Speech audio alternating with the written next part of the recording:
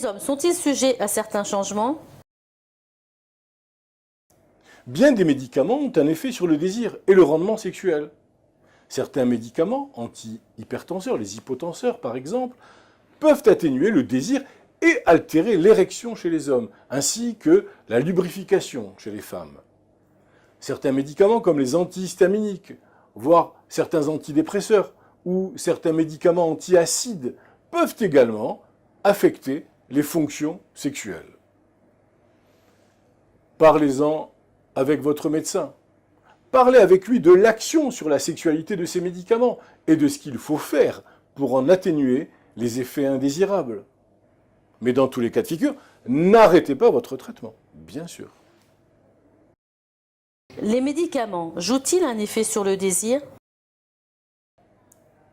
Chez les hommes, érection plus lente et beaucoup plus molle. Bon nombre d'hommes trouvent que leurs érections ne se font pas automatiquement comme avant. Et lorsqu'elles surviennent, elles ne sont pas toujours aussi vigoureuses. Et le pénis prend plus de temps à s'affermir.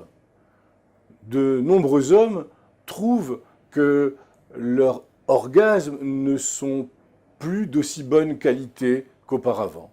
Et ils doivent attendre plus longtemps avant d'avoir une autre érection ou un autre orgasme. Cette situation ne devrait pas être prise pour de l'impuissance. C'est autre chose, l'impuissance. Que peut-on faire lorsque la sexualité n'est tout simplement plus possible? Lorsque la sexualité n'est tout simplement pas possible. Ça existe. La sexualité n'est tout simplement pas possible dans bon nombre de conditions. Parfois des conditions douloureuses, parfois tragiques. Mais on peut et on doit toujours entretenir d'autres formes d'intimité qui permettront la communication entre les partenaires et permettre ainsi le partage avec encore plus d'amour et encore plus de passion.